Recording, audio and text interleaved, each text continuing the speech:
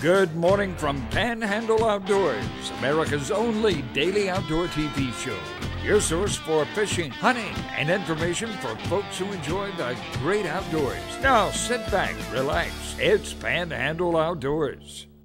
Good morning, folks. Welcome to Panhandle Outdoors. I'm Winston Chester. I'm glad to hear this morning. Got a big show lined up, but first, as always, our weather brought to us by Haney Technical Center. I want to cover the water temperature first because it has moved all the way up to 75 degrees. That's as warm as it has been all year. A good 75 degrees out here from the NOAA Temperature Control Center out right outside the Gulf Pass there.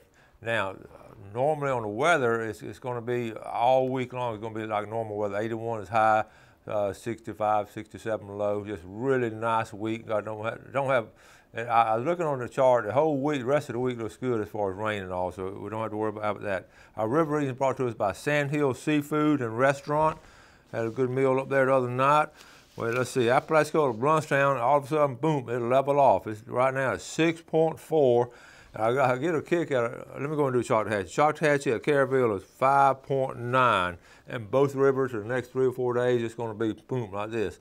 I get a kick out of talking to the folks down there at Howard Creeks and all, and they just, you know, everybody in their mind is setting their mind, these old timers, exactly where they want that river.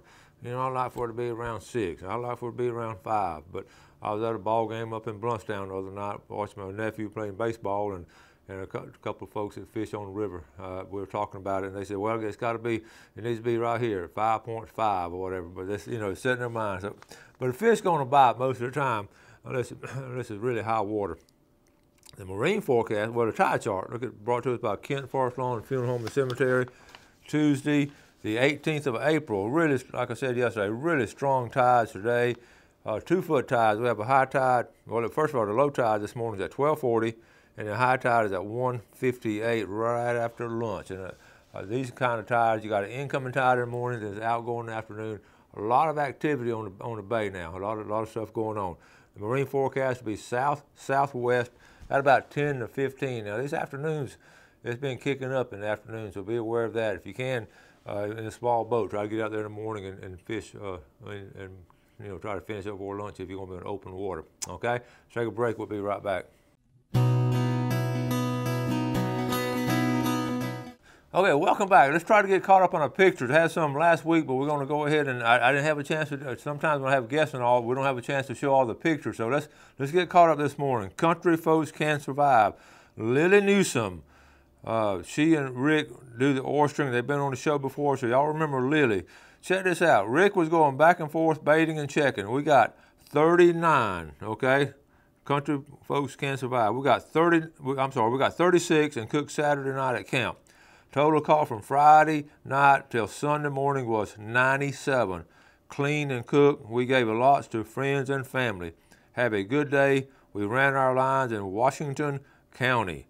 That's some good looking fish right there. Good job, Rick, running those lines. All right, Tess Randall Jolly. I've shown her pictures before. She's just a nationally renowned outdoor photographer that our friends in Seopa we met several years back. She and her husband they live up outside of Tuskegee, Alabama. But I showed her pictures before. She is just one of the tops in the nation. And check this out, though. I want to show this to you. We're talking about, you know, when the antlers are shed. This is basically like one of them will get knocked off and the other one will stay on. I'm gonna get we're going back up there. I'm gonna interview her and share some things of her secrets. Jason Shingler, this is a nice gator trout right here. Good job, Jason Shingler. All right, our next picture here, Zeb Schofield, he fishes Deer Point Lake almost, I wouldn't say daily, but 2 or 3 times a week. Zeb fishes up there, and he's a good fisherman. Panama Cabinets. Ina Carr, I'm going to read this to you because this is really good. And she's sitting this in the Panama City fishing page. She's from over in Santa Rosa Beach. I'm going to read it, okay. Released my biggest yet caught trout. Big for this area. It's 21 inches, but so fat. Don't know why it looks short in pictures. I couldn't take her home. I know she's a very pregnant mama.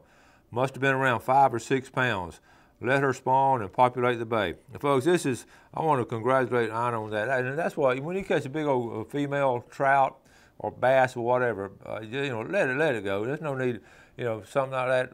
If you've ever cleaned them before, most of the big ones gonna have worms in them anyway. It's not the, you know, the meat's not all that good, but think of all the, you know, all the eggs they're going to lay all throughout the base system. So that's a good job. I love to read stories like that. Michael Harris sent this to me. His son Braden, he drew this free-handed on his own. He made sure there was 50 hooks on it. America. I'm gonna blow this up. There's American flag with a boy got fishing on his mind. That's a good job, Braden Harris. Okay, I wanted to show this to you. The Panama City Beach are doing these mats going down to the beach, and it's for folks in a wheelchair. George Jernigan, you're the first one I thought about as much as you love to fish. I know that is excellent for you to get down to the surf and go swimming or fishing or whatever. This is a great idea. It's out by the pier. But also, think about taking your cart down there fishing, especially with older folks going down there. This is excellent. I call them they're mobile mats and all. And again, they're really good for traction. So I thought about pulling a fishing cart down there for some folks that really have trouble getting through the sand. That'd be ideal. Hi, Mr. Chester. We love your show. Record it and watch you daily. My husband has asked me several times to get my name in the bucket of drawing, so I kindly request you add me to the bucket. Thanks, Heather Toby. P.S. This fat boy was caught on the West End a couple of years ago. He was a highlight of our fishing career, and we've been looking for the wow ever since. But look at that big old drum there. Good job. All right, now here's another one. Tess Randall-Jolly's picture. She just took this the other day of a turkey just taking off. Good color there. Jamie said this is Michael McCormick. He's fishing on the Choctawhatchee River. He and his dad, Mickey McCormick. And that is a nice bass right there. Move on to Tad Davis. They were fishing. He said this is number 28, and they're biting as fast as we can throw. And I've heard that story over and over again. Okay, Bill Buchanan over at Kentucky. We're talking about these Kentucky birds up here. Over 25 pounds, 1 1/4 inch spurs. Good job locally, Bill Buchanan. How about Amy McGraw, her first redfish? Isn't that a great picture? We got the sun setting over there. Good job, Amy. Mike McGraw sent it. Good job, Amy. Mitch Coleman, he said, captain needed for the Warrior Weekend, May 19th. If you volunteer your boat and crew to take a wounded veteran and their caregiver fishing for the day. It's a wonderful event. I'm proud to have been a part since the beginning. Please message me. So Mitch Coleman been on the show and want to get some help. This is over Mexico Beach. There's a number there, 896-4930. And Joe Eddy, real good flounder man here in town, up in Southport. Got a few, this was on Saturday night, I believe. Good job, Joe Eddy. Caitlin Rogers, one of my former students of the month, right here, 9-inch beard, 1 1/4 inch spurs. Good job, Caitlin. And a couple more, Joe Laird and Travis Goodwin. They went out, bridge fishing in that top right-hand corner. See where they are underneath the bridge, Hathaway Bridge. We're talking about catching these big redfish on a regular basis on outgoing tide. This is interesting. Easter morning at church, one of my good friends, Rudy Miller, came up to me, and he gets his pictures sent to him on his phone. I mean, he can get them. This happens Easter morning. Now, I don't know if they're fighting over Easter eggs or what, but these two does, this is locally, it's up on his property, up in the northern part of Bay County, and these two does are fighting. But isn't that a great clear picture on the morning and all? And you'll see this, and I don't know what they're fighting over, but Rudy, thank you for sharing that with us. Okay, my great nephew, okay, Dylan, they caught some nice fish over the weekend. That's his normal picture there, I'm sorry, okay, and then here's his funny picture, okay. I know that. Good job, Dylan. Okay, John Boyce, they were playing around, caught this big flounder. He didn't catch him in the parking lot there, just took the picture. And then we're going to talk about other stuff. Let's go ahead and take a quick break. We'll be right back. Okay, welcome back. The big flounder John Boyce caught, I believe he caught over there in Crooked Island Sound. And seriously, he and his wife, he said they were just playing around. He was throwing a jig out there, and a flounder popped it. I had that happen to me before. So sometimes you're not doing any serious fishing, and all of a sudden, boom, you got one on. So good job, John. Now let's add some names to our jar right here. Let's add Jennifer Dixon from Mariana. Watch this, she just retired. Kenny McDonald, Evie Cloud from Mariana, and Billy Cloud from Mariana. Glad y'all watch the show up there. Okay? Now I wanted to also, I've always tried to as a teacher, I've always, one of the things I enjoy doing is standing up in front of the classroom when communicating with the young people and trying to get to their level, is trying to get them to understand things. Sometimes I find myself sitting in the same seat doing this TV show, wanting y'all to understand what's going on. And a lot of times I use, some kind of visual prop or something. A lot of times I'd just be rambling and reach down my desk and pick up something like this stick, or this is a guy over here, and then this. I just pick stuff up and start talking.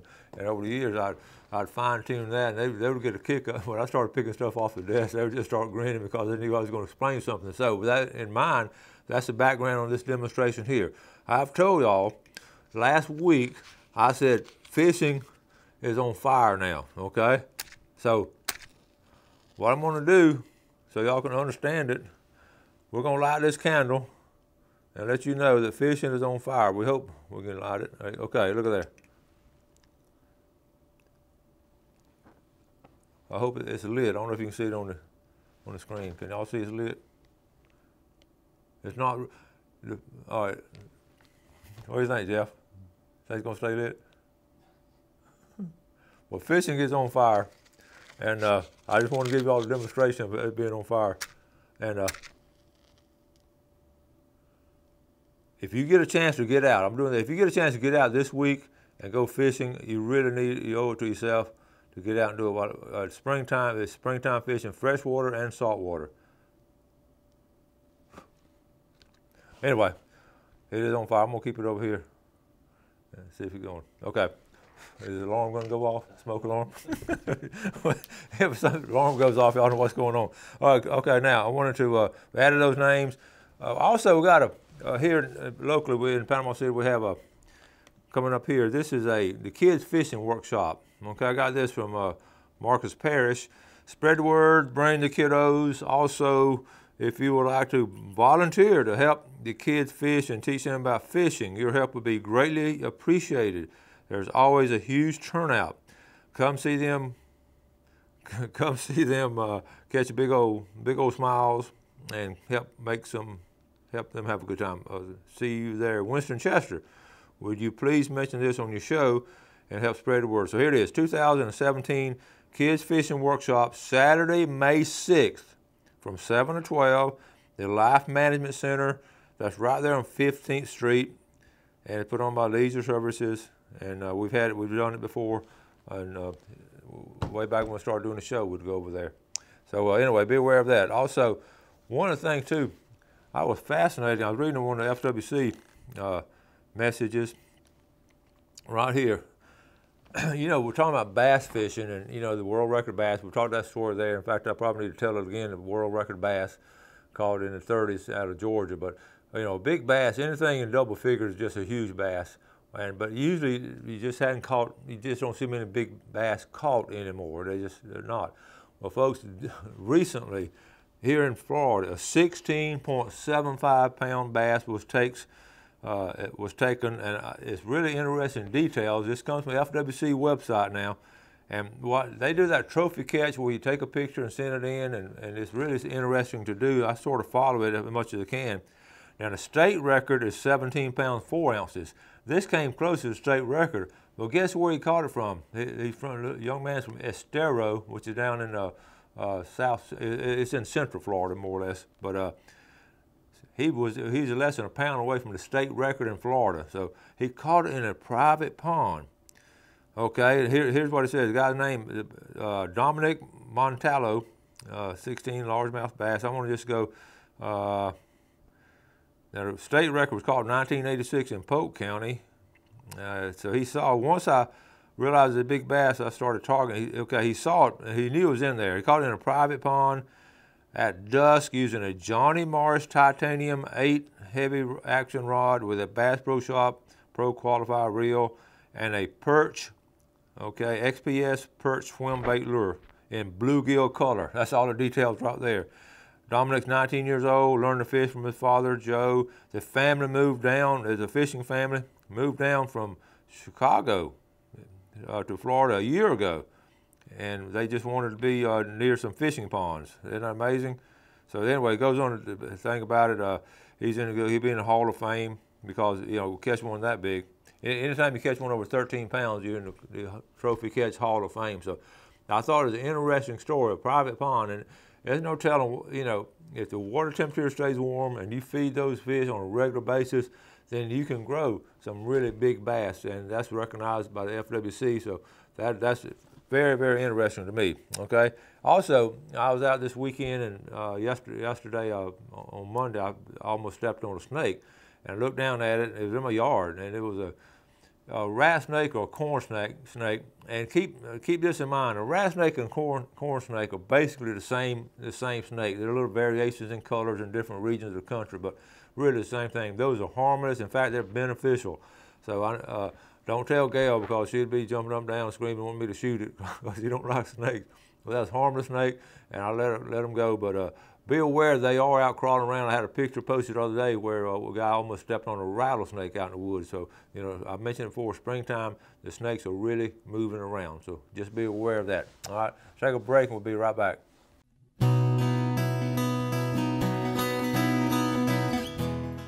Okay, welcome back. Let's take a look at our fishing game time today, brought to us by Blue Water Outriggers in Port St. Joe. 6:12 to 8:12 this morning, this evening from 6:36 to 8:36. And don't forget, they're on fire. They're on fire. Just keep that in mind. The fish bites on fire.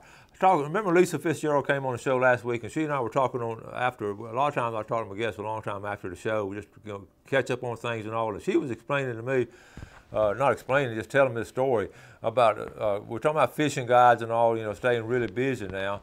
And we're talking about scalloping. And remember, she's from Gainesville in the Trenton area. So when they go scalloping, they'll go toward the Crystal River area, and she enjoys it like we do. She says she has a friend who's a guide down there, and that's all he does that's his living. He's a scallop guide. I said, you got to be kidding. And she started explaining to me the situation there. He has a large boat, and he can take like 6 people out. Usually like it's a family, or sometimes 2 families. He makes 2 trips a day, okay? He gets $450 for the trip. And some of y'all say, wow, but you stop and think, if these families coming down for vacation and all, you know, you look at the price of Disney tickets and all that, so that's, you know, doing something a half a day with a family and having fun stuff and all, they don't blink an eye doing it. She says he stays packed, so he does $450 in the morning, he brings them in, takes a break at lunch, and then takes another group out in the afternoon.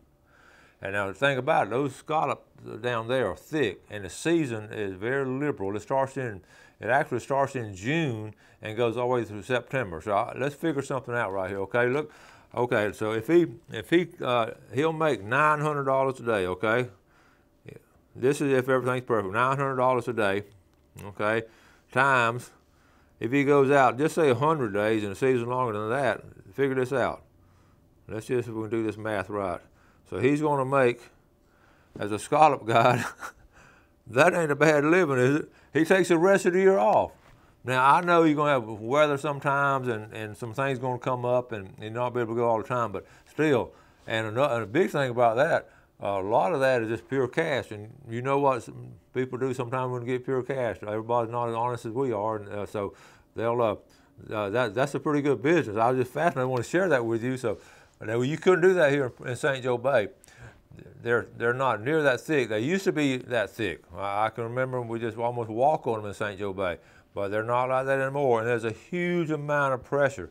Folks, St. Joe Bay, I was talking to a buddy of mine this weekend from there, and he fishes it on a regular basis. And he said the big thing he's seeing down there in St. Joe Bay, and he's around the same age as I am, but he said it's really the fishing. There are a lot more. Used to, when we started fishing, there were 2 guys, we call their name, 2 fishing guides in St. Joe Bay, and that's all there was.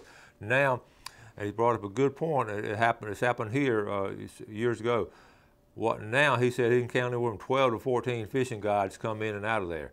And what happened, not everyone, the guys are good about trying to get folks to release their fish, but all of them don't. So they're getting a lot of pressure now in St. Joe Bay as far as, people, a lot more people are fishing, not just the fishing guys, just a lot more people down there, and it's getting crowded. It's really starting to get crowded, and that's one of our, people started over in Destin and all, just started coming this way, working this way, and trying to find some smaller crowd, and I was one of them. I've been at the Cape for a long time, but it's getting a little crowded down there, so the fishing is still good, but it's crowded, okay? Keep that in mind, okay?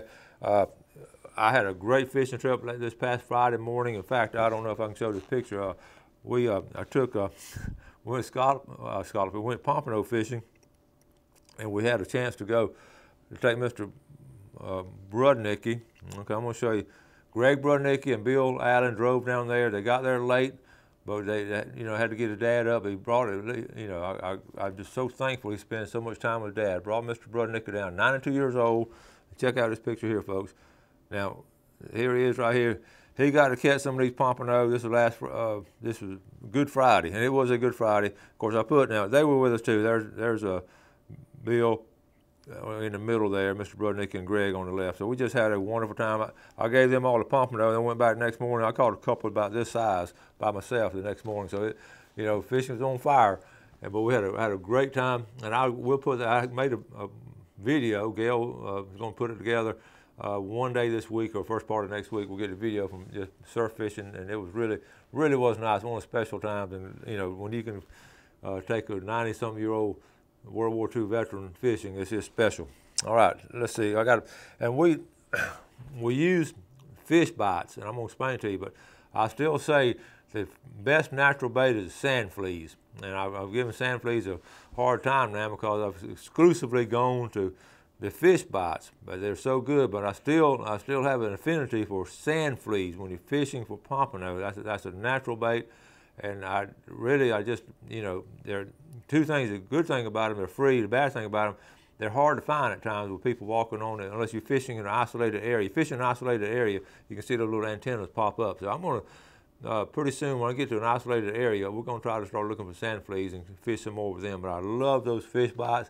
And as a secret, Greg was using one flavor and I used the other one. I was catching them, so he switched over to my color and my flavor. And I'm on the video, I'll show you exactly what we were using and the color we're using. Okay, got a special guest coming all the way tomorrow from T-Loja, and we're going to have a really good time and talk about some really interesting things on Panhandle Outdoors. So tune in tomorrow. Thank you all so much for watching. Do something good for your fellow man today. You have a great day. God bless. Thanks for watching America's only daily outdoor TV show, Panhandle Outdoors with Winston Chester, featuring hunting, fishing, and other activities and information to help you enjoy the great outdoors. Join us next time for Panhandle Outdoors.